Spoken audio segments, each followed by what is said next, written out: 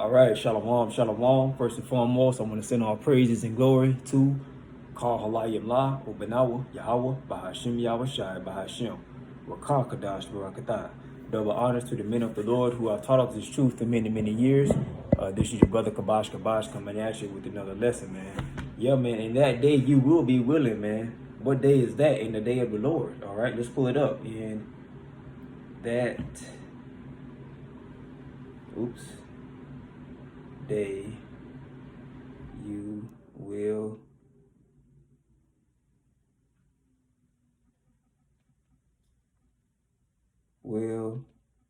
be willing. King James Version. All right, let's get that out right now. Okay, Psalms chapter. Let's go to the book of Psalms, chapter 110. Okay, starting at verse 3. Psalms 110, starting at verse 3. All right.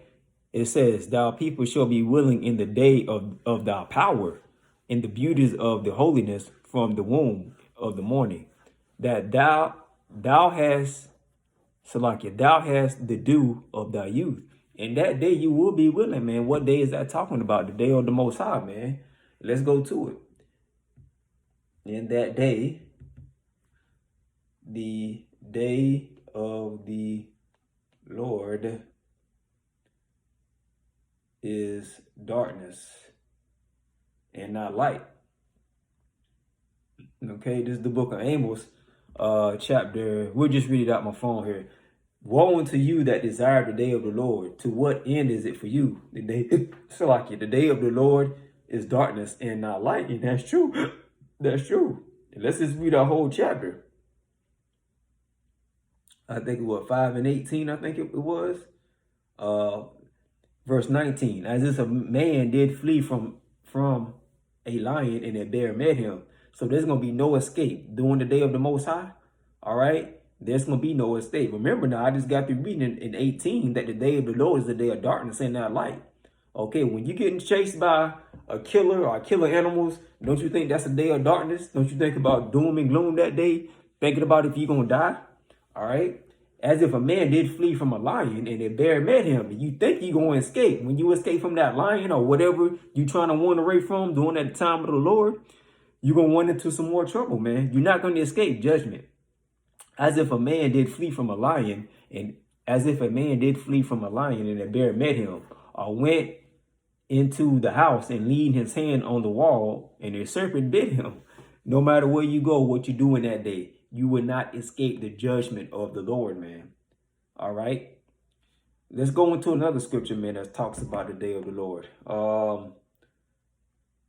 The day of the Lord shall come as a whirlwind. All right. Oh, let me put it in. I put it in the wrong one. The day of the Lord shall come as a whirlwind. All right. Let's look that up. This is the book of Isaiah, chapter 66 and 15. "For behold, the day of the Lord will come with fire, and with his chariots, like a whirlwind, to render his anger with fury, and his rebuke with flames of fire." Okay, what's that? That's Isaiah 66 and 15. Let's see what 66 and 15. So let's see what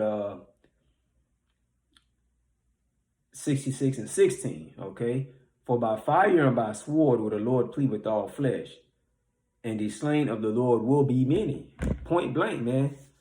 The slain of the Lord will be many. Let's go to another verse, man. Let's just keep bringing out these verses, man, because y'all don't understand.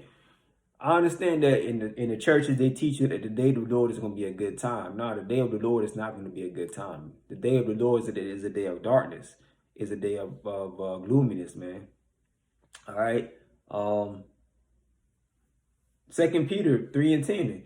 "But the day of the Lord will come as a thief in the night, in which The heavens shall pass away with a great noise, and the elements shall melt with fervent heat. The earth also and the works that are therein shall be burned up. This is the perfect precept to the precept I'm about to go to, man, because the Most High is coming back with fire. Okay? That's why it's important to establish a fear for the Lord. If you have not established a fear for the Lord, then you have no refuge. Because it says in the scriptures that the fear of the Lord is your refuge, man. Meaning when you go into that word refuge, it means safety. So the fear of the Lord is your safety. If you don't fear the Most High, if you're not walking in his law, statutes, and commandments, man, you don't have any safety. You think you have safety up here. You think you do. All right. But you don't. All right. So let's remember that now. It says, and the elements shall melt with fervent heat. Remember that the elements shall melt with fervent heat. All right. Now let's go to another verse. All right. Let's go to another verse. The eyes shall consume and the tongue shall consume. King James Version. The eyes shall consume. King James Version. Let me see. I think that's Zechariah. Okay, that was Zechariah. Okay, Zechariah 14:12. And this shall be the plague wherewith the Lord will smite all people that have fought against Jerusalem. Their flesh shall consume away while they stand upon their feet, and their eyes shall consume away in their holes, and their tongue shall consume away in their mouth. Nuclear destruction. So the Most High is basically gonna melt these wicked people. All right, the wicked people that have done wicked things. Okay, the Most High is gonna consume them. All right, burn them up, melt them. All right, do you want to be burnt up? Do you want to be judged by the Most High? Establish a fear for the Lord. All right, I want to give all praises and glory to Obanawa, Yahweh, Bahashim, Yahweh Shai, Bahashim, Kakadash, Barakatah. Most High willing, you will edify. Shalom.